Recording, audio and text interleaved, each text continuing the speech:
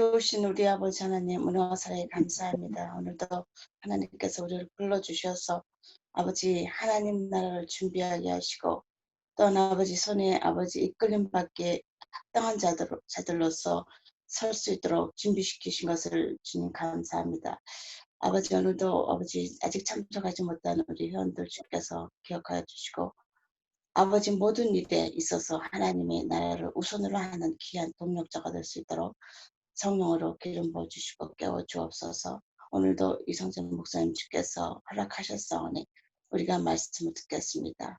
아버지 하나님께서 우리 이성재 목사님에게 아버지의 성령으로 기름 부으시고 아버지 기쁨으로 주의 말씀을 같이 증거하며 아버지 다시 다짐하는 우리 모두가 될 수 있도록 주께서 함께하여 주옵소서. 주님을 기대합니다. 감사합니다. 예수 그리스도 이름으로 기도합니다. 네, 감사합니다. 한 50분 정도 하시고요. 편하게 하시고 그다음에 저희가 질문 받고 또 미첨하거나 중간에 뭐 바빠서 나가시는 분들은 녹화해서 저희 보내드리면 되니까요. 그렇게 하시면 될 것 같고요. 우리 독고 장로님 들어오셨는데 인사 아시나요? 독고 안녕하세요. 잘 모릅니다. 이성재 목사입니다. 독고 장로님은요. 여기 상록회 회장님이시기도 하고 경로대학 회장님이기도 하고 또 냉동 히팅 그런 거에 전문인이세요. 그래서 저희들은 아침 7시에 시작해서 8시에 끝나고 되게 출근들 하시니까 되게 그 시간에 맞춰서 아침 일찍 이렇게 하게 됐죠. 우리 이보라 목사님은 아시죠? 안녕하세요. 안녕하세요. 잘 모르. 서울서 들어오셨는데 이스라엘 선교사님. 왜 모르시나? 보라 목사님은 모르시는가? 아시죠. 지난번에 강의 한번 하셨나요? 네. 이보라 목사님 강의하셨죠. 그러셨구나. 예. 보라 이성재 목사. 네네, 안녕하세요. 안녕하세요. 잘 모르시는 것 같아. 이보라 목사님이기도 하시고 또 이스라엘 선교사님이기도 하시고 그래요. 저 얼굴 보시면 아실 거예요. 한국에서도 열심히 오랜만에 해서 모르는 건가 제가? 이런 영상에서 시작하시죠, 뭐. 네, 또. 네네. 왜요? 네, 저는 지금 지금 아이압에서 지금 한인사역부에서 일하고 있고요. 그래서 지금 아이압 2005년에 캔자스시티에 왔습니다. 그래서 있다 보니까 지금까지 한국에 왔다 갔다 하면서 지금까지 있게 됐고요. 그러면서 이제 아이압 메시지를 통해서 또 많이 은혜를 받았는데 그중에 이제 아가서가 제가 가장 큰 은혜 받은 것 중에 하나고 그 다음에 또 종말론에 관해서 은혜를 받았는데요. 그래서 특별히 종말론, 특별히 오늘 마태복음 24장의 말씀을 가지고 제가 이 시대의 징조라는 제목으로 말씀을 나누려고 그러는데요. 화면 공유하면서 노트를 보겠습니다. 얼굴 대신 제 노트 공유하도록 하겠습니다.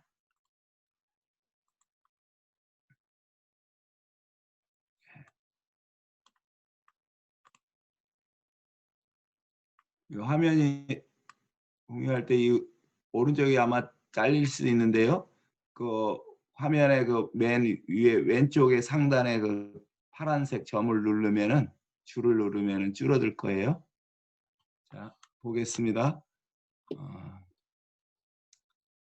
마태복음 24장 이 3절 말씀을 보면은 예수께서 감람산에 앉으셨을 때 제자들이 조용히 와서 가로되 우리에게 이르소서 어느 때 이런 일이 있겠사오며 주의 임하심과 세상 끝에 무슨 징조가 있사오리까. 이렇게 제자들이 예수님께 물었어요. 언제 예수님 재림하고 언제 종말이냐고. 왜 이런 질문을 했냐면 이런 일이 뭐냐면 성전을 너무나 멋지게 져가지고 이제 헤롯 성전이라고 부르죠. 스룹바벨 성전을 이제 보완한 성전인데요. 46년간 지었다고 써 있어요. 그러니까 그렇게 멋지게 졌는데 그것을 갖다가 지금 제자들이 예수님한테 좀 보시라고 막 감탄해가지고 했더니 예수님이 그거 돌 하나 남지 않고 다 무너질 거야. 그런 말씀하셨어요. 그러자 제자들이 이런 질문을 한 거거든요. 근데 마태복음 24장의 내용에 보면은 세상 끝에 징조가 바로 주님이 재림하실 징조가 마태복음 24장의 4절 이하라는 것을 우리가 이 말씀을 통해서 알 수 있는 것이죠. 그래서 예수님이 이 마지막 때에 대해서 마태복음 24장을 통해서 우리에게 핵심을 말씀하셨고 계시록은 바로 이 마태복음 24장의 말씀을 좀 자세히 풀어서 나눈 내용하고 비슷합니다. 이 말씀하기 전에 제가 좀 하나 이야기해드리면은 그 2004년 그 12월 25일 그 크리스마스 때 인도네시아 반다 아체 지역의 그 아름다운 해변에 있었던 이야기입니다. 그 지역에 병원들이 있는데 그 병원의 그 의료진들이 그 크리스마스 날에 무엇을 했냐면 단축 마라톤 대회를 그 바닷가 해변에서 했습니다. 반다아체 해변은요 관광지로 유명한 곳이고요. 그곳에 이제 사람들이 다 모여가지고 달리기를 하는 거죠. 해변에서 모래사장을 쫙 한 5km 달리기를 하는데 가족들은 나와서 응원하고, 그런데 갑자기 저 바닷물이 쫙 빠지는 거예요. 근데 너무나 보통 이제 밀물과 썰물이 있잖아요. 근데 썰물이 왔다 갔다 파도가 왔다 갔다 하잖아요. 근데 너무나 많이 빠져가지고 그것도 빨리 빠져가지고 물고기들이 막 그 팔뚝만한 큰 물고기들이 못 빠져나간 거예요. 그래서 막 그 바다 모래사장에서 갑자기 그 물고기들이 뛰어노는 거예요. 어떻게 됐겠습니까? 사람들은 갑자기 그 달리기 하는 거 응원하고 구경하다가 물고기가 막 그 모래사장에서 물이 너무 빨리 빠져나가가지고 너무 많이 빠져나가지고 헤매는 걸 보면서 물고기 잡으러 막 뛰어간 사람도 있고 저거 봐라 하면서 막 사람들이 긁고 있는 거예요. 그런데 그 물고기 잡으려고 사람들이 막 그 하는 순간에 저 멀리서 산과 같이 큰 파도가 오는 것을 누군가 본 거예요. 사람들이 소리치기 시작합니다. 저거 파도를 봐라. 근데 이 파도가 산과 같이 높은 파도예요. 25m. 막 어마어마한 큰 파도예요. 그게 와가지고 잠시 후에는 이 해변에 있는 사람들이 도망도 못 가고 그것을 보다가 다 바닷물 속으로 들어가 버리고 마른 일이 있었습니다. 그것이 바로 인도네시아의 2004년 그 크리스마스 때 있었던 바로 쓰나미였죠. 그래서 무려 숫자를 셀 수 없이 30만에서 40만. 그 왜 숫자 셀 수 없냐면 제가 이 이야기를 누가 저한테 해줬냐면은 그 의사 선생님 한 분이 거기 봉사를 가셨어요. 그래가지고 그곳에 가서 사정을 보고 왔는데 시체가 길거리에 산더미처럼 여기저기 쌓여 있는데 셀 수가 없더래요. 한마디로 거기가 너무 후진 지역이라서 인도네시아 행정이나 후져가지고 그것을 어떻게 처리할 수가 없었대요. 그냥 막 국제 막 도움하는 사람들이 와서 막 숫자 치우고 하는데 몇 명이 주민이 있었는지 관광객이 몇 명인지 아무도 모른대요. 그래가지고 대충 센 거예요 그게. 자, 바로 이것은요 왜 이런 피해가 많았냐면, 근데 이런 비슷한 규모의 그 쓰나미가 2011년에 일본 동경 아파트에 있었는데 그때는 한 3만 명 정도 사람이 죽었습니다. 비슷한 사이즈의 쓰나미인데 왜 그랬냐면 일본은요 경계 시스템이 굉장히 발달해 가지고 지진이 오기 전에 지진 쓰나미 온다는 그 방송 그 경보가 막 전 국민을 강타했죠. 그래가지고 빨리 피한 거예요 그게. 그래서 피해를 줄인 거예요. 10분의 1로. 아마 피하지 못했더라면은 더 엄청난 피해가 있겠죠. 근데 인도네시아는 이 사인을 한마디로 그 경보를 사이렌 울리지 못한 거예요. 그들은 지진에 대해서 전혀 준비 안 된 거예요. 지진이 올 때에 쓰나미가 올 때 사람들이 그 바닷가에 사람들이 파도가 한마디로 그 쫙 빠져나갈 때, 그 썰물이 쫙 빠져나갈 때가 바로 쓰나미가 오는 징조의 하나랍니다.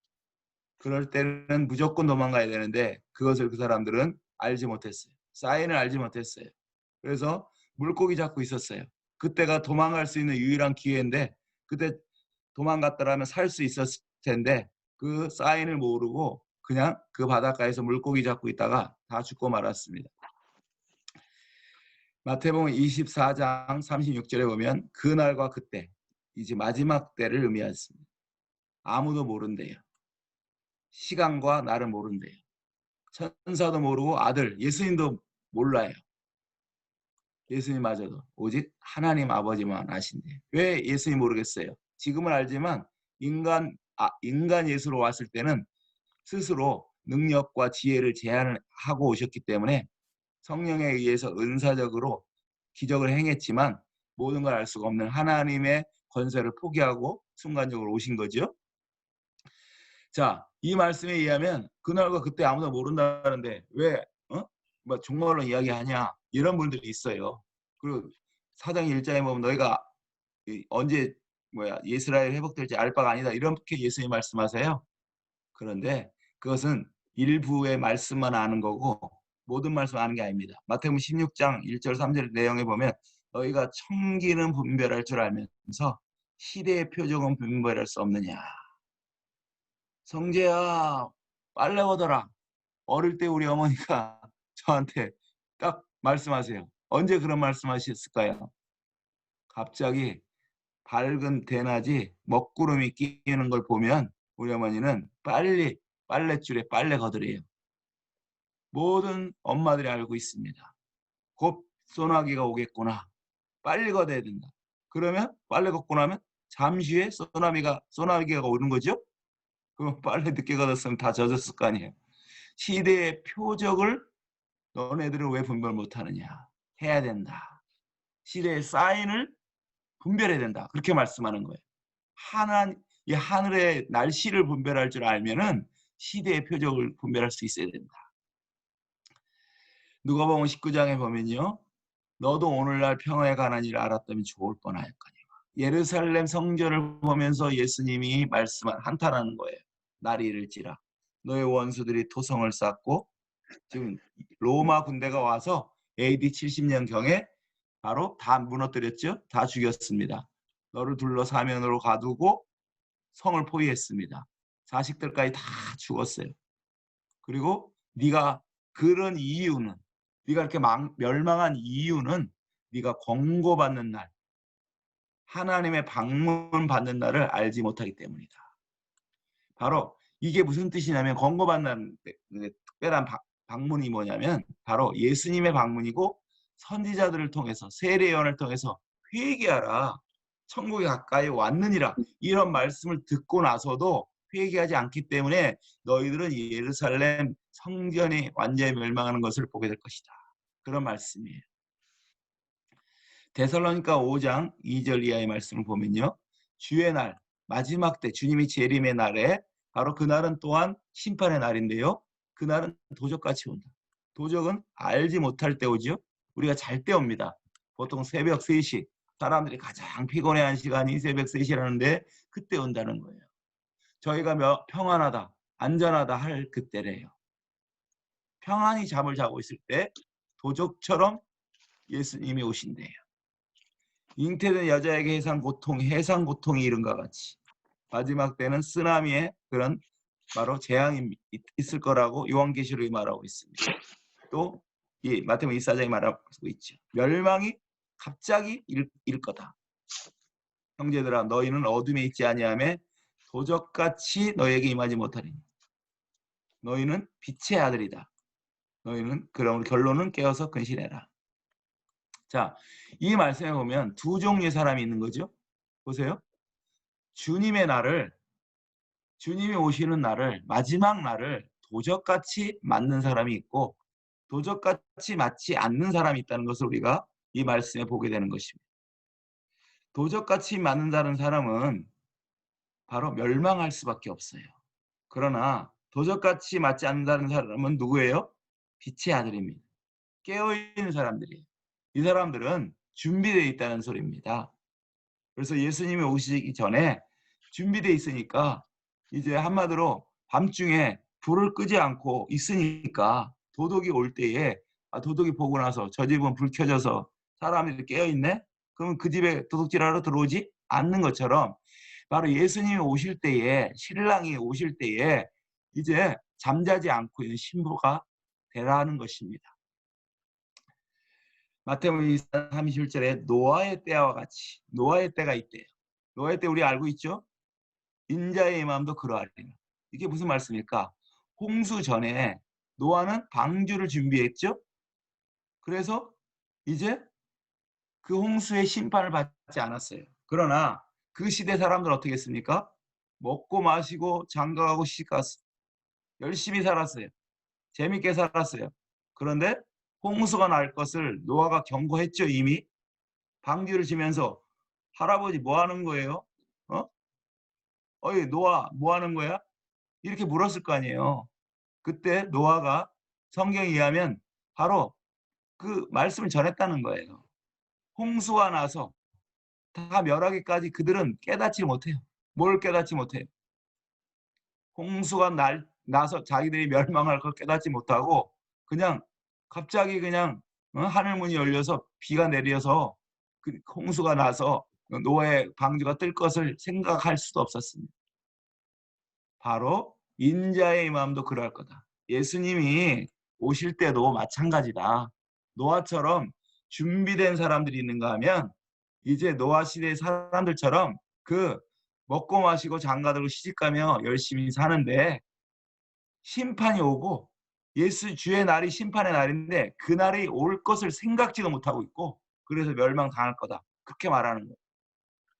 마태복음 24장의 결론이 뭐냐면요. 이와 같이 너희도 이 모든 일 징조를 보거든 징조를 가르쳐주고 징조를 보거든 우리가 징조를 알고 있다가 그 징조를 통해서 이 세상을 보면은 예수님이 인자가 가까이 문 앞에 온 것을 알으라는 거예요. 알으라.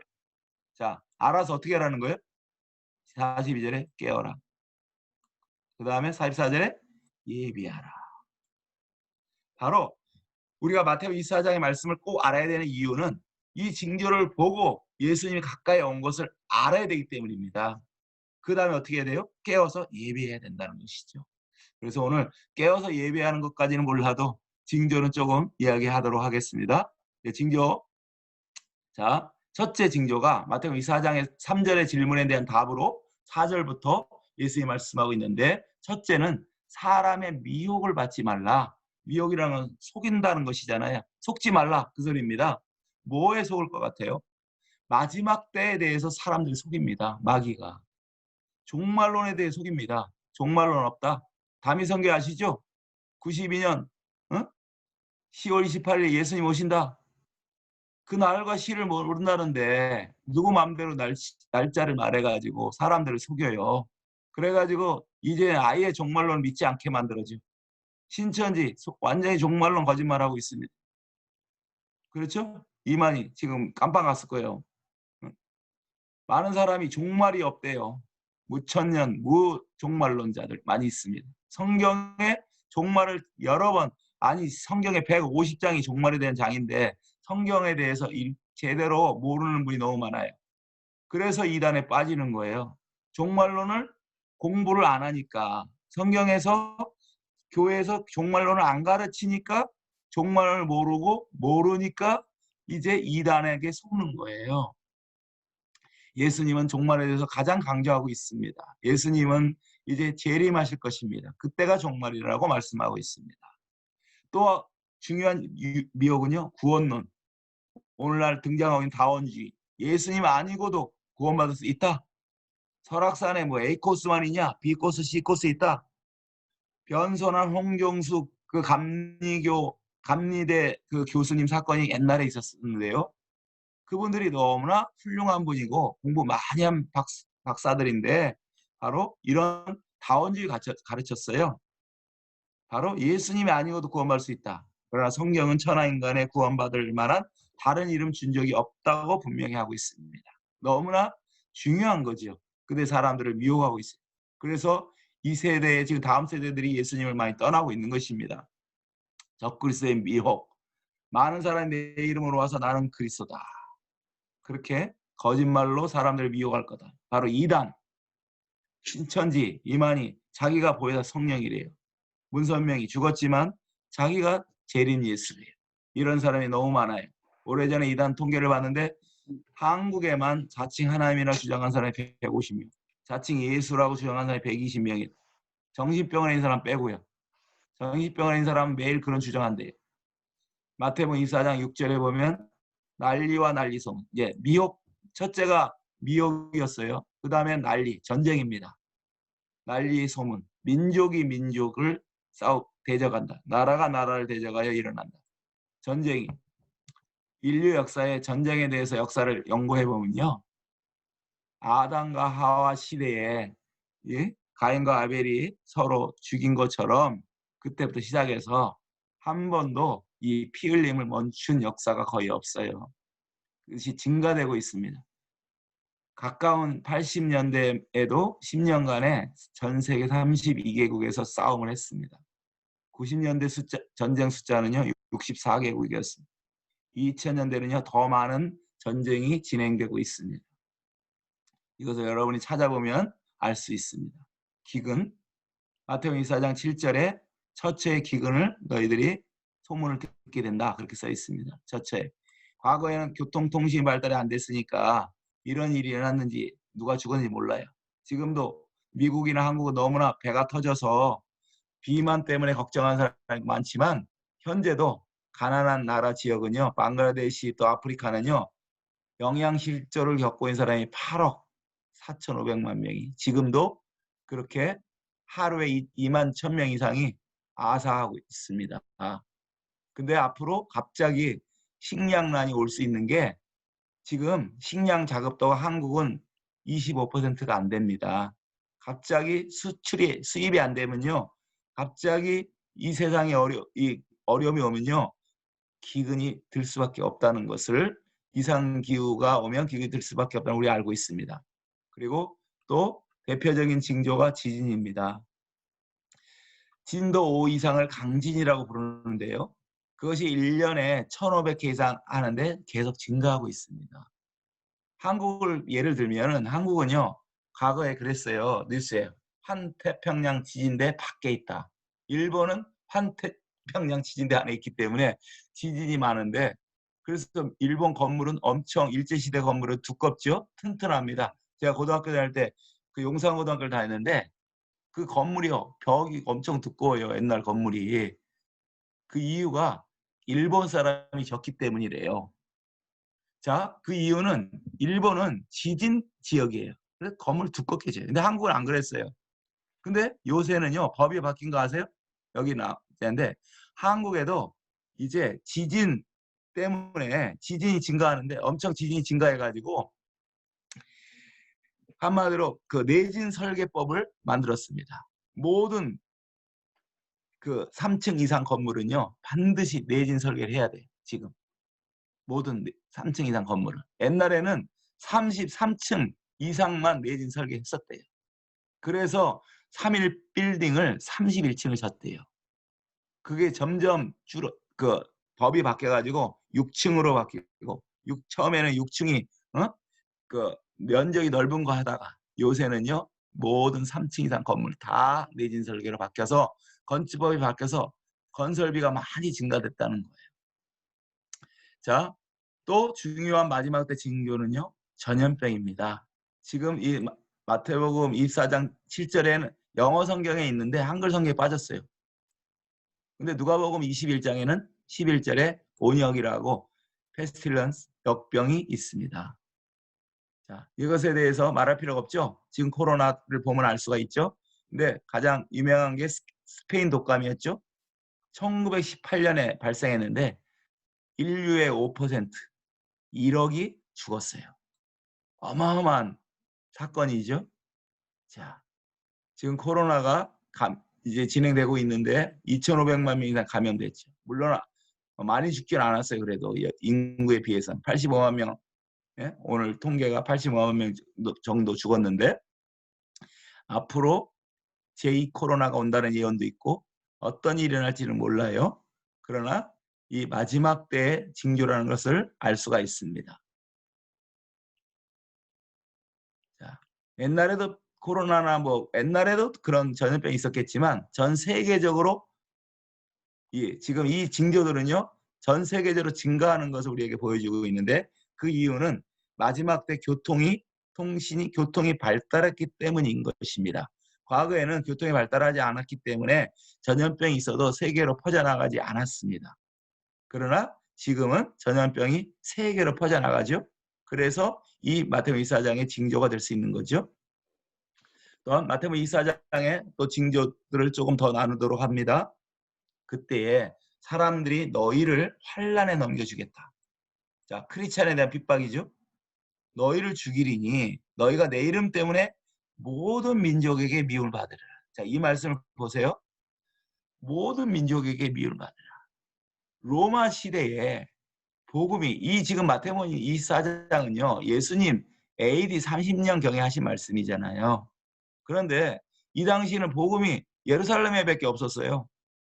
그렇죠? 근데 어떻게 모든 민족에게 미움을 받았겠어요? 이 복음이 모든 민족에게 증거되기 전에는요. 모든 민족에게 미움을 받을 수가 없잖아요. 이 말씀이 이루어지려면요. 바로 전 세계가 복음을 들어야 돼요. 그래야 모든 민족이 미워하거나 말거나 할 거 아닙니까? 그렇죠? 바로 이 말씀이 아직 이루어지지 않았습니다. 자, 전 세계 세계 기독교 백과사전에 보면은 예수님이 탄생 이후 1900년간에 순교자가 2400만이나 돼요. 그런데 20세기 1900년대에 100년 사이에 몇 명이 순교했느냐? 4500만이 순교했어요. 많이 죽었죠?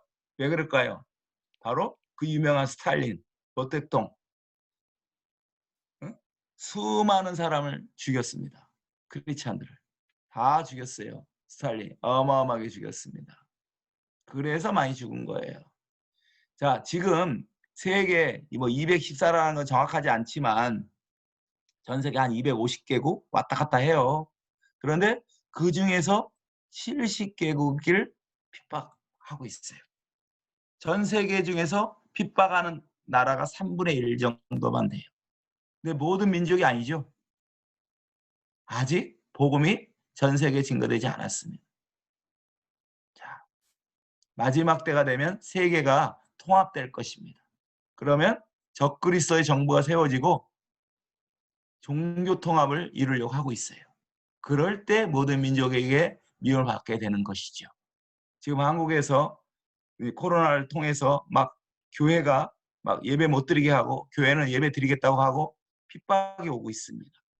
매년 세계 종교 지도자 대회가 있는데 주제는 종교 통합입니다. 자, 마태복음 24장에 또 징조를 보겠습니다. 거짓 선지자가 일어나 미혹할 거다. 자, 거짓 선지자는 어떤 사람인가? 아까 미혹에 대해서 말씀을 이미 드렸는데요. 기적을 행하면서 사람들에게 거짓을 선포하는 사람들이에요. 그리고 또한 기적을 행하지 않더라도 사람들에게 영향력을 미치는 사람들. 그래서 많은 거짓 선지자들이 이제 나오게 될 것이고요. 지금도 나오고 있는데 앞으로 보게 될 것입니다. 자, 불법이 성한다. 마태복음 24장 12절에 마지막 때 징조 중에 하나는 불법이 번성한다고 써 있습니다. 다니엘 8장에 예언은 마지막 때 폐역자들, 악한 자들이 가득하대 이 세상에. 저와 여러분들이 인터넷을 통해서 지금 이 시대가 얼마나 악해지고 더 악해지는 걸 보고 있죠. 과학기술이 발전해서 조금 사람들이 몸은 편안한지 모르지만 사람들의 마음은 더 악해지고 더 이 세상이 강팍하고 그리고 다음 세대들이 더 악하게 하고 있는 걸 알고 있죠. 자, 계시록 9장 21절에 보면 살인, 복술, 음행, 도둑질을 회개치 아니한다 그랬어요. 무슨 말씀이에요? 마지막 때 이 죄악이 번성하고 사람들 회개하지 않는데요. 지금 우리는 이 죄악들을 보고 있습니다. 낙태를 보세요. 1년에 전 세계 낙태 건수가 5천만 건. 5천만 명을 아기를 죽이는 거예요. 여러분, 낙태는 살인이라는 거 분명히 우리가 알 수가 있습니다. 낙태된 영화를 보면은 엄마 뱃속에서 낙태할 때 그 아기가 칼이 들어올 때 도망 다니는 것을 볼 수 있습니다. 미국에 1년에 150만 명이 낙태됩니다. 한국에 미국 인구의 6분의 1도 안 되는데 1년에 100만 건 이상이 낙태당한대요. 다 살인입니다. 우리가 또 미워하는 게 살인이에요. 미워하는 요한일서 3장 16절에 미움은 살인이다 써 있습니다. 다 이혼을 왜 하는 겁니까? 다 미워하고 간음 때문에 많은 사람이 하고 있죠. 미국 가정의 이혼율, 한국도 요새 무슨 1위예요. 1위. 인신매매. 왜 인신매매 합니까? 성 사업에 팔려고. 성매매 이용하기 위해서. 현재 인신매매 당한 사람이 3,500만 명이고요. 지금 현재 이 사람들이 1년에 500만 명씩 인신매매 당해요. 이 중에서 이제 노예처럼 성노예로 살다가 또 이제 버림받는 거예요. 포르노그래피 인터넷 웹사이트가 500만 개 이상인데 이건 옛날 통계고요. 지금은 셀 수가 없이 더 증가하고 있습니다. 동성애 말할 필요 없죠. 2005년에 첫 동성애를 인정하는 미국에 주가 2개밖에 없었어요. 10년 후에 35개 주가 됐고요. 지금은요. 2016년에 연방법을 통과하고는 거의 몇 개 주 남았는지 모르겠어요. 거의 다 인정하고 있죠. 그것은 바로 얼마나 이 시대가 점점 악하고 타락하고 있는지를 보여주는 징조입니다. 마지막 때 불법이 성하는 징조입니다. 마태복음 24장의 징조를 14절에 천국 복음이 모든 민족에게 증거되기 위하여 온 세상에 전파될 거라고 말씀하고 있고요. 그래야 끝이 온대요. 가장 결정적인 증거죠.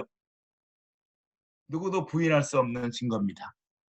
콜톨이라는 세계 선교단체 대표회의가 매년 열리고 있는데요. 세계에서 가장 큰 선교단체는 CCC고요. 두 번째는 YM입니다.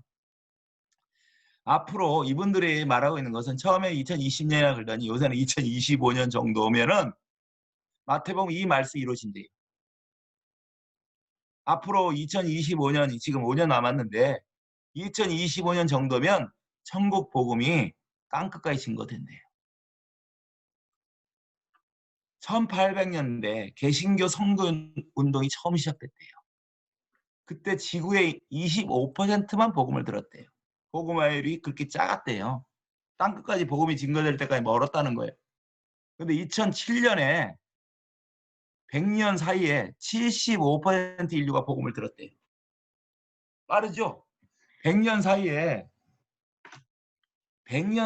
인류의 50%가 복음을 들었대요. 빨라요.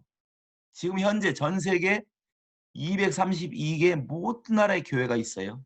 교회 없는 나라 없습니다. 지하교회, 북한이 가장 핍박하는데 거기까지 있으니까. 성경이 전 세계 인구의 98%가 읽을 수 있어요. 그런데 위클리프 성경 번역 선교회가 세계에서 가장 큰 성경 번역 선교회인데 이분들이 컴퓨터의 발달로 선교사들이 2025년이면 모든 민족의 언어로 성경 번역 완수된대요. 자, 전 세계 언어 종족이 24,000개인데요. 90년대까지 얼마 전이죠? 30년 전에만 해도 11,000개가 종족이었대요. 그럼 앞으로 멀은 줄 알았어요. 근데 15년 만에 절반으로 줄었어요. 절반으로 주는 속도가 몇 년? 2년 만에 또 절반으로 줄어요. 왜 그럴까요? 교통, 통신, 컴퓨터의 발달로 이 모든 게 너무나 쉬워진 거예요. 자, 다니엘 12장에 마지막 때 중요한 징조 말씀하고 있는데 두 가지 징조입니다. 다니엘서에 많은 사람이 빨리 왕래하고 지식이 증가되리라. 자, 인류가 빨리 왕래한다는 것이 어떤 의미일까요? 아담과 하와 때도 말이 제일 빠른 거였어요. 그런데 1825년에 여기에 기차가 발명되기까지는 마차가 제일 빨랐습니다. 인류 역사가 6,000년인데요. 6,000년 동안 이 말씀이 성취 안 됐습니다. 다니엘 12장의 말씀은요. BC 500년경에 쓰여졌습니다. 지금으로부터 2500년경의 말씀인데요. 그때 이후로 2500년 동안 빨리 왕래하는 일이 없었어요. 그런데 최근 지금 200년 전에 기차가 발명됐어요. 그리고 100년 전에 100년 좀 안 됐죠? 1950년대 70년 전에 여객기 제트 여객기를 최초로 운행하기 시작했고요. 2005년에 8억 명이 비행기를 탔고요. 2018년에 14억 명이 비행기를 탔어요. 해외로 갔어요. 이 말씀이 이루어지고 있죠. 많은 사람들이 빨리 왕래한다. 비행기보다 더 빠른 게 아직 없죠. 앞으로도 없을 것 같은데. 물론 우주선이 있겠지만. 자, 지식이 증가된다 그랬는데 1940년도에 지금으로부터 70 몇 년경에 최초의 컴퓨터 애니악이 나왔는데요. 인터넷이 미국에는 69년, 한국은 82년에 시작했는데요. 이 영향력으로 1년에 매 4년마다 지식이 2배가 증가되는데 이것은 옛날 이야기예요. 더 빨라져요. 생물학적 지식은 매 6개월마다 2배.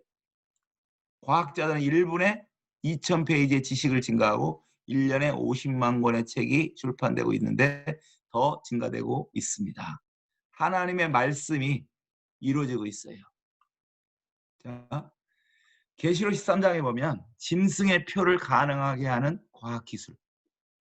우리 짐승의 표 666 잘 알고 있죠? 오른손이나 이마에 666을 받게 한다. 이거를 안 받으면 매매를 못하게. 받으면 바로 짐승에게 절한다는 뜻이에요. 짐승에게 절하면 표를 받고 매매를 할 수 있고 짐승의 사랑을 받는다는 뜻이고 짐승 적그리스도를 의미하고 있습니다. 표를 안 받으면 매매를 못하고 이제 죽는 것이죠. 자, 과거에는 이 말씀이 이루어질 기술이 없었어요. 기술. 과학 기술이 지금 얼마나 발달했습니까? 우리 잘 알고 있죠? 그래서 옛날에는 뭐 바코드 쓰지도 않아 이제 앞으로. 그죠? 점점 바코드는 힘이 없어져요. 이미 지금 베리칩 나왔잖아요. 베리칩. 그죠? 베리칩 한국에 동물 가져가려면 베리칩 다 넣어야 되잖아요. 그리고 회사나 요새 국가기관에서 베리칩을 받으라고 하는 멕시코 다 받으래요. 세계에 지금 베리칩이 증가되고 있는데 베리칩보다 더 발달한 이제 그것들이 칩들이 개발되고 있습니다. 그러니까 이게 이제 RFID라고 부르는 건데요. 바로 라디오가 있어요. 그리고 겨자씨만해. 베리칩은 쌀만한데 겨자씨만한데 그 칩 안에 모든 게 다 들어가 있어요. 그래서 라디오 자기의 무선으로 자기의 정보를 발생해. 그래서 우리가 그 칩 안에 이 모든 게 다 들어가요. 이제 그것이 이제 앞으로 모든 상품에 다 부착될 거라고 하고 있죠. 자, 마지막 한 가지 징조만 더 말씀드립니다. 이스라엘이라는 나라의 국가의 재건이 가장 또 중요한 징조 중에 하나인데요. 말년에 계시록 38장 말년 마지막 때에 그 땅 곧 오래 황무하였던 이스라엘 그 땅 백성이 열국에서 모여 들어온다고 써 있어요. 이스라엘 백성이 언제 망했죠? 오늘 마태복음 24장에 그 돌 하나 남지 않냐고 쓸어버린다 그랬잖아요. 근데 그 말씀이 처음 이루어진 것이 AD 70년입니다. 많은 사람이 신학자들이 해석하기를 마태복음 24장의 증거는 AD 70년에 다 이루어졌다. 이렇게 말하는 사람이 많아요. 그러나 제가 단호하게 이거 아니라고 말씀드린 이유는 모든 민족에게 복음이 증거된 적이 없고요. 땅끝까지 복음이 증거된 적이 없고요. 또 마태복음 24장에 15절에 멸망에 가증한 것이 쓴 적이 없어요. 이 세 가지가 이루어지지 않았기 때문에 절대로 이 AD 70년에 성전이 멸망했지만 그것이 모든 말씀이 이루어진 건 아닙니다. 자, 마지막 때에 이스라엘이 열국에서 모여든다는 예언을 하고 있는데 자, 이사야 66장에 이사야가 예언했습니다. 나라가 어찌 하루에 생기겠냐? 말이 안 되죠. 나라가 하루에 생기는 것은. 그러나 시온, 이스라엘, 시온은 이스라엘과 예루살렘을 상징하죠. 그 백성을 순선했다. 자, 나라가 어찌 하루에 생기겠냐? 그렇지만 이스라엘은 하루에 생긴대요. 그 말씀이 이루어졌다는 것입니다. 스가랴 12장에 예루살렘 사람은 다시 예루살렘에 거하게 되리라. 예루살렘인 사람 다 도망가고 2000년 동안 방황했는데 나라가 멸망하고 50년 후에도 생긴 역사가 인류에 없었습니다. 유일하게 딱 한 나라 이스라엘만 2000년 만에 생겼습니다. 언제 생겼죠? 1948년 5월에 이스라엘이 독립했고요. 67년 6월에 6.1 전쟁으로 예루살렘을 탈환했습니다. 이것은요, 너무나 중요한 징조예요. 구약의 수많은 예언이 이스라엘이 회복된다고 써 있는데 이 이스라엘 나라가 생길 것은요, 꿈에도 아무도 생각할 수 없었어요. 그래서 어떻게 해석했죠? 다 구약의 이스라엘 회복은요, 영적인 이스라엘 회복이라고 모든 우리 신앙 선배들이 해석했습니다. 주석책에 지금도 써 있어요. 수많은 주석책은요, 아직도 구약에 나와 있는 수많은 이스라엘 회복에 대한 예언을 다 영적인 이스라엘로 해석하고 있어요. 그러나 성경은요, 1948년에 이스라엘 나라가 생길 걸 누가 알았겠어요. 그래서 종말론 해석자들이, 신학자들이 해석을 바꾸고 있는 것입니다. 그래서 수많은 사람들이 문자적으로 돌이켜서 진짜 이스라엘 회복을 이제 본 다음에는 깨닫고 있는 것입니다. 자, 그래서 다니엘 9장에 보니까 장차 많은 사람과 더불어 한 일에 7년 조약이 있을 것, 언약을 있을 것이다. 그 일의 절반에 후 3년 반에 제사와 예물을 금지할 것이다. 자, 이런 일이 인류 역사에 없었어요. 아직까지. 하나님의 성전에 후 3년 반 동안에 제사를 금지한 적이 없었습니다. 후 3년 반에. 그 다음에 제사 금지하고 멸망에 가지한 거, 의지한 거 선 적 없어요. 예루살렘 성전에서 BC 164년 경에 에피파네스 4세가 제우스 신상을 세웠고 돼지 머리 세우고 피를 뿌린 적이 있어요. 그것이 멸망에 가져간 것을 세운 유일한 것인데 이 예언이 다니엘 이 예언을 예수님은요 AD 30년경에 예언하고 있다니까요. 이 예언이 다시 이루어진다고. 바로 이 예언이 이루어지지 않았다는 것과 바로 한일의 언약이 없었다는 거예요. 한일의 언약은 한 번도 없었고요. 그리고 다만 우상이 세워진 것은요. BC 124년경에 제우스 신상 세운 것밖에 없고 그 이후에 없었는데 예수님이 다 마태복음 24장에 이 예언을 이루어질 거라고 설명하고 있어요. 다니엘, 그래서 마태복음 24장 15절을 보면 여러분이 알 수 있는 것은 바로 다니엘 선지자의 멸망의 가정을 선 것을 봐라. 그러면 16절에 도망가라. 왜? 21절에 그레이 트리블레이션이 온다. 대환란이 온다 써 있습니다. 이 말씀에 진노가 황폐케 하는 자에게 쏟아지리라. 자, 마지막 때 징조에 대해서 어느 정도 다 본 것 같습니다. 예. 제가 마지막 때의 징조에 대해서 좀 설명드렸는데요. 이 말씀에 의하면 바로 지금 우리가 살고 있는 시대가 바로 마지막 때라는 것을, 마지막 때가 너무 가깝다는 것을 알 수가 있습니다. 그래서 우리가 깨어서 예배하라고 마태복음 24장 42절에 말씀하고 있습니다. 깨어서 있어라. 44절에는 깨어서 예배하라. 바로 예수님께서 이 말씀을 증거하는 목적은 저와 여러분들이 마지막 때 징조가 있을 때 깨어 있어야 된다는 거예요. 근데 많은 사람들은 바로 이 시대에 대해서 깨어 있지 못하기 때문에 이 징조를 볼 수 없는 것이죠. 성경을 믿지 않기 때문에. 그래서 데살로니가전서 5장 말씀처럼 이제 멸망을 당하게 될 것입니다. 저와 여러분들이 깨어 있다는 것은 여러 가지로 말씀드릴 수 있는데 오늘 시간상 나눌 수 없지만 가장 중요한 것은 바로 우리가 잠자는 사람은 아무것도 보지 못해요. 듣지 못해요. 말하지 못해요. 행하지 못해요. 그러나 깨어있는 사람은 영적인 세계를 봅니다. 영의 세계를 듣습니다. 영의 세계를 이야기합니다. 바로 성경이 영의 세계고 성경에 대해 기록된 것을 보고 듣고 말하게 되고 성경대로 살게 되는 것입니다. 하나님의 말씀을 우리가 읽고 듣고 말하고 행하는 삶이 깨어있는 삶의 핵심이라고 말씀을 드립니다. 이 시간에 제가 기도하고 마무리 짓도록 하겠습니다. 하나님, 오늘의 이 말씀을 통해서 하나님의 신부들이 깨어나기를 원하고 하나님 준비되기를 원하고 마지막 때 아버지 하나님 주님과 동행하는 신부들 되기를 원합니다. 주님이 마지막 때 캔자스에 부흥을 주실 때 이분들이 쓰임받기를 원하고 하나님 더 특별히 이 어른 세대들 실버 성교를 통해서 하나님 복음을 들어야 될 분들이 하나님 듣게 도와주시고 우리 다음 세대를 깨우는 그런 어른들 되게 하여 주시옵소서. 예수 그리스도 이름으로 축복하며 기도드렸습니다. 아멘. 감사합니다. 아멘. 혹시 질문 있으시면 질문 있으면 질문하시죠. 이 시간. 예. 네. 예, 제가 질문 하나 할게요. 예.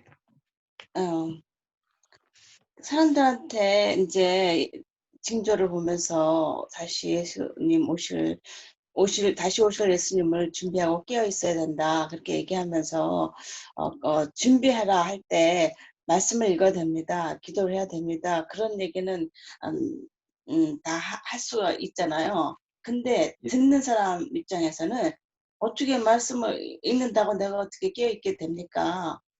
어떻게 내가 기도한다고 내가 기도해요. 기도한다고 내가 어떻게 그게 준비하는 게 됩니까? 이렇게 묻는 사람이 있어요. 근데 그런 사람들한테는 어떻게 더 잘 얘기할 수 있을까요? 예. 더 많은 말씀 제가 이제 사실 깨어서 예배하라고 하면은 더 자세하게 말씀드릴 수 있는데요. 간단하게 나누자면은 우리가 성경 말씀을 읽는 것은 이제 시작이고 성경에 기록한 대로 우리가 지켜 행하다 보면은 하나님께서 이제 우리에게 말씀하겠죠. 그러니까 성경의 말씀에 의하면은 성령 충만 받아라. 그럼 성령 충만을 위해서 기도하고 그럼 성령 충만 받으면 하나님의 음성을 듣게 되겠죠. 그러면서 이제 이 마지막 때 준비한다는 것은 사실은 이 마태복음 25장부터 내용이 준비하는 내용의 핵심이 있어요. 슬기로운 처녀가 되라. 기름 등불을 준비하라. 이 말씀은 주님과의 친밀감을 준비하라는 뜻이고요. 바로 하나님과의 인티머시를 위해서 시간을 가져라는 뜻입니다. 그래서 이 슬기로운 처녀는 기름을 준비했고요. 미련한 처녀는 기름 준비하지 못했는데 이 하나님과의 인티머시를 통해서 하나님의 음성을 들어야 이 마지막 때 하나님이 피하라 그럴 때 쓰나미가 오고 있다 하면 피하라면 피할 수 있는 하나의 음성을 들을 수 있겠죠. 그리고 그 다음에 또 달란트의 비유를 보면은 바로 하나님께 뭘 준비하라 그러냐면 달란트를 준비하라는 거예요. 너에게 준 달란트, 너에게 준 시간과 물질과 이 세상의 기회를 가지고 건강을 가지고 착하고 충성된 증인의 삶을 살고 하나님을 위해서 섬겨서 이제 주님이 오실 때에 이제 하나님 앞에 칭찬받고 상을 받아라 하고 달란트를 준비하라고도 말씀하고 있고요. 그리고 마태복음 24장 31절에 보면은 양과 염소의 비유를 말씀하고 있습니다. 한마디로 말해서 연약 작은 자에게 한 것이 나에게 한 것이다. 심판을 준비하라는 것입니다. 바로 이 달란트도 심판을 준비하는 것이지만 주님이 오시는 날에 이제 우리가 해야 될 것은 심판을 준비하는 거예요. 마지막 때가 되면요. 이제 가장 중요한 게 믿음이라고 생각해요. 저는. 왜냐하면 666표를 안 받을 수 있는 방법은 무엇입니까? 그것은 다니엘과 세 친구와 같이 바로 적그리스도가 느부갓네살 왕의 느부갓네살이 왕이 동상 세웠잖아요. 자기 우상 세웠잖아요. 그것처럼 마지막 때 적그리스도가 자기 동상 세워놓고 절해라. 그러면 너가 살고 절 안 하면 굶어 뿌리다. 목 잘린다. 굶어 죽어라. 이렇게 하면요. 누가 절하지 않겠어요? 지금 생각에는 안 할 것 같지만 솔직히 말하면 베드로가 이제 예수님 사랑해서 나는 예수님과 함께 죽겠습니다 해놓고 부인했잖아요. 마지막 때 부인 안 할 사람이 얼마나 되겠나. 우리는 지금 이 시대를 보면요. 그렇게 다니엘 세 친구의 그런 믿음을 가진 다음 세대가 몇 명이나 된다고 생각하세요? 없어요, 별로. 제 생각에는요. 다니엘 세 친구는 고사하고 다 지금 물질에 절하고 이 세상 쾌락에 인터넷에 절하지 않는 아이들이 몇 명 있습니까? 인터넷에 절하는 세대가 적그리스도에게 절을 안 한다는 것은요. 말도 안 되는 거예요. 다 절할. 우리가 준비하는 것은요. 믿음밖에 없습니다. 진짜 하나님이 누구인지 알아야 돼요. 성경을 읽고 회개하고 성령을 받고 이 마지막 때 지금 아이아카 같은 기도 운동이 일어나는 이유는 딱 하나입니다. 마지막 때 거룩한 신부들이 다니엘과 세 친구의 믿음을 준비하기 위해서는요, 부흥이 와야 되는데 그 부흥은요, 요엘서의 부흥이 와야 되는 것을 주님이 말씀하는데 기도 외에는 방법이 없어요. 저와 여러분들이 쉬지 않고 기도하면 요엘서에 약속된 부흥, 사도행전에 요엘서 예언에 인용했어요, 베드로가. 근데 성취가 되다가 말았어요. 모든 육체에 성령을 부어준다고 예언했는데 아직 그렇게 성취되지 않았어요. 예루살렘의 모든 사람에게도 부어지지 않았습니다. 그러므로 마지막 때 요엘서의 예언이 성취될 거예요. 그 성취가 되기 위해서는 바로 기도가 있어야 되고, 그래서 누가복음 21장에는 마지막 때의 준비를 항상 깨어서 준비해라, 그렇게 말씀하고 있어요. 제가 누가복음 21장에 자 말씀 읽어볼게요. 너희 스스로 조심해라. 그렇지 않으면 방탕과 술 취함, 생활의 염려로 마음이 둔하여지고 뜻밖의 그날이 덕과 같이 너에게 임하리라. 이날은 온 지구상에 거하는 모든 사람에게 임하리라. 온 지구상에 모든 사람에게 임한대요. 그 앞에 말씀 안 읽었는데 환난입니다.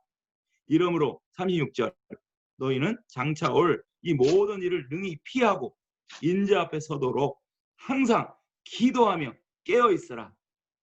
똑같은 말씀하고 있습니다. 기도해야 되는 거예요, 지금. 항상. 그러면 하나님이 성령을 주시고 부흥을 주시고 우리에게 능력을 주시고 믿음을 주셔서 이제 마지막 때가 되면은요, 노아에게 주님이 말씀했어요. 방주 세워라. 왜? 노아가 하나님을 경외하고 예배하는 삶을 사니까 음성을 준 것처럼 저와 여러분들이 깨어서 기도하고 성경 보고 회개하고 성령 충만한 삶을 살면 하나님의 음성이 들려옵니다. 야, 이렇게 해. 그래서 준비되는 것입니다. 그리고 피난처는 어느 장소가 아니라 성경은요, 예수 그리스도가 피난처다. 하나님의 날개가 피난처라고 써 있습니다. 주님의 임재가 피난처라고 써 있습니다. 그래서 우리가 하나님의 임재가 우리와 함께하는 것이 우리를 보호해 주는 것입니다. 그리고 마지막 때 순교할 수 있는 믿음을 갖게 하는 것입니다. 그래서 마지막 때 깨어서 준비한다는 것을 사실 저는 1시간 이상 설교하지만 이렇게 한 5분 정도로 마무리하겠습니다. 네, 더 다른 분 질문하실 분이 계신가요?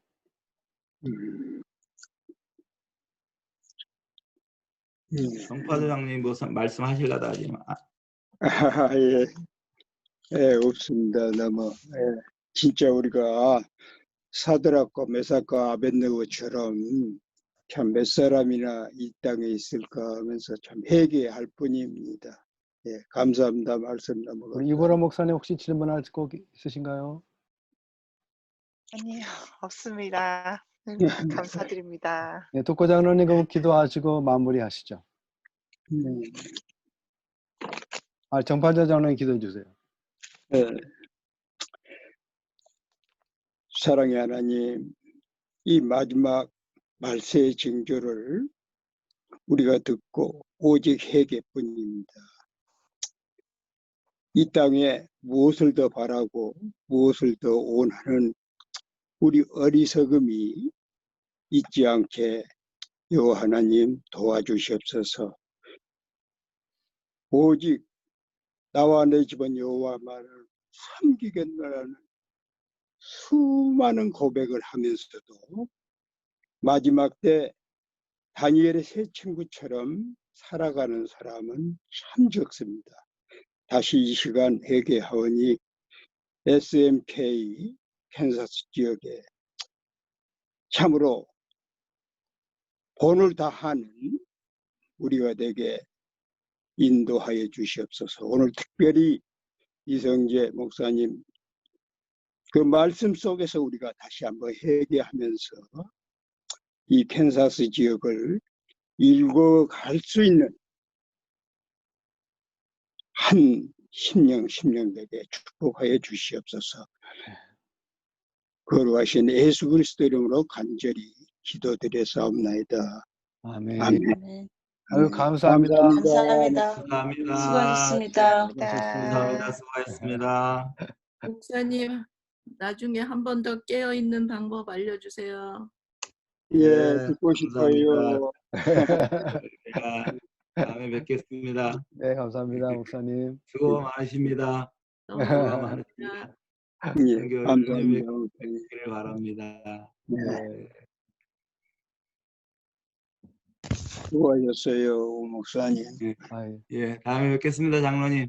예, 자동차 예, 때문에 한번 감사합니다, 목사님. 자동차 때문에 한번 가야 돼요, 제가. 아, 그래, 언제든지 오세요. 네, 전화 드리겠습니다. 예.